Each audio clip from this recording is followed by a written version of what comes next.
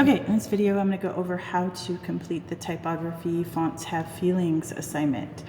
All right, so the first thing you're going to do is you're going to watch the video. It talks about typography.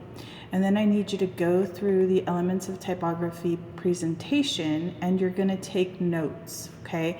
So what we're going to do is we are going to write down anything that's bold. So fonts, you're going to write down this page. You're going to write down what a serif font is and what a sans serif font is. And then in your journal, I want you to kind of write out what this letter looks like. So serif has feet, a sans serif does not, okay? And then you can go play the game for a few minutes. And then I want you to kind of go through this presentation and look at what display fonts are. These are handwritten fonts, black letter or old school, symbol fonts or glyphic fonts, body copy fonts. Okay, so you're just going to write down the term and then write out an example of what it looks like. Okay. Kerning and tracking, you're going to write down the definitions of these two and an example of what those are. And then you can go play the game. Alignment and leading. Okay, so write down the definitions of these. All right, so anywhere, I guess, I kind of want you to write down all of this terminology, okay? So it's going to be kind of important for you to write down the terminology, with the exception of this page.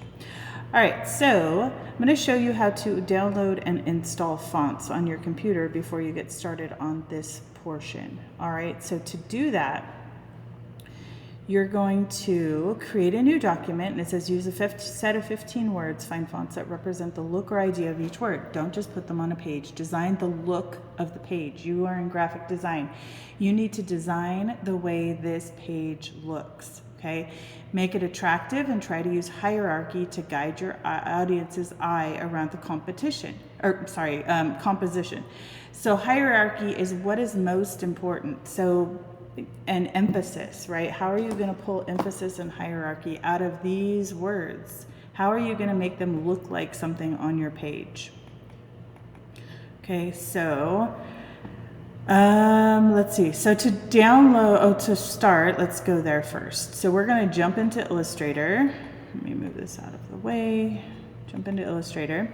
We're going to create a new file and we're going to size it 11 by 8.5, 8.5. Make sure CMYK color, 300 pixels per inch, and then you're going to hit create. All right, so our first word, if you want to copy these terms or these words from here, so I'm going to right click and copy, and then go back to Illustrator, and then you can paste them over here. So I'm going to use my type tool, and I'm going to click one time. I'm going to highlight this text, and then I'm going to paste. This is going to paste those words so I don't have to keep going back and forth, okay? So the first word is simple. So I am going to copy this word and paste it over here. And then I'm going to go find a font, either on your computer or on dafont.com. So dafont.com.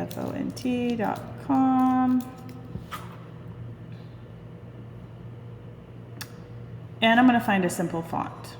Okay, so this is dafont.com. This is where we find all of our fonts that we use for our work. They're categorized, okay, so you can look for a serif, sans serif, basic, whatever. So I'm going to start with a sans serif font because those are pretty basic. They're pretty simple, not too complicated. So you're going to pick one. I don't care which one. There's hundreds of pages on here, 163 pages of these types of fonts, okay? So you have plenty to choose from. So you're going to pick one that's pretty boring. I'm going to click this one. I'm going to hit download. And then what's going to happen, it's going to download to your computer. So you're going to go to your Finder. You're going to go to your download folder. And you're going to double click and open this folder. Double click again because it had to unzip the folder. And then I'm going to double click. There might be more than one. Just be aware, okay? Some fonts have more than one. So I'm going to go ahead and double click on it and then hit install. And it installed it on my computer. I'm going to make a note of what that's called. It's Nexa. So I'm going to go back over here. I'm going to highlight my text and search for Nexa. And it's right here. Okay, so then I'm going to go ahead and you can change the color of your fonts. I'm going to hold Shift and stretch it out. And for right now, I'm just going to place it here. So I would do this with all of your fonts before you start like laying them out on your page and designing your page. Go find fonts that represent those fonts, make them larger, and then you can go back and modify them however you want. Okay, so I'm going to change the color. I want it to be simple.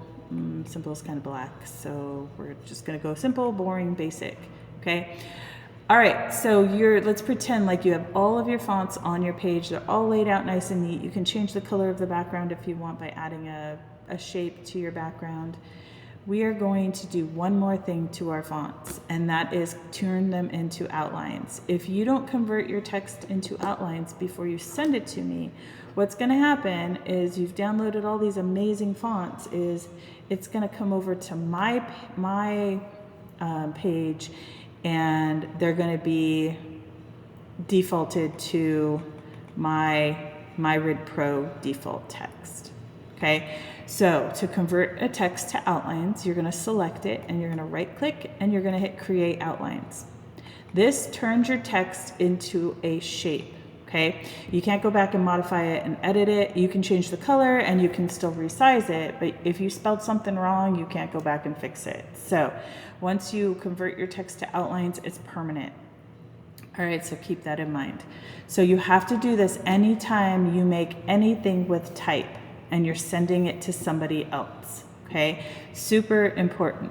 So it's always important to make a note of what the font is that you've used on your artboard when you're making posters, in case you need to go back and edit, or you made a mistake on spelling or something like that. So I like to leave myself notes in Illustrator, and to do that you can either, honestly, I don't know if I thought there was a note option in Illustrator, and there might be, and I just haven't used it. Oh, comments right here. So you can, oh no, this is if you share it. Okay, so I like to just type out, I would retype simple over here and just leave it in the regular font that I created it in. That way I know what it was made of.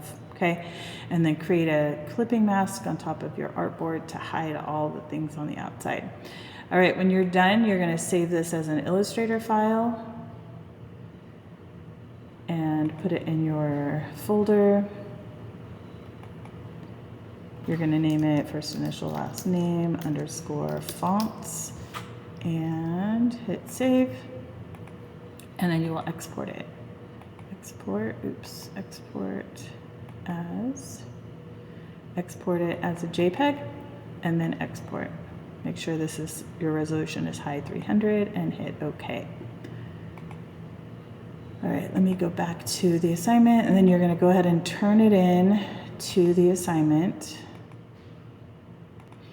All right, so turn it into the assignment, and that's it for this one.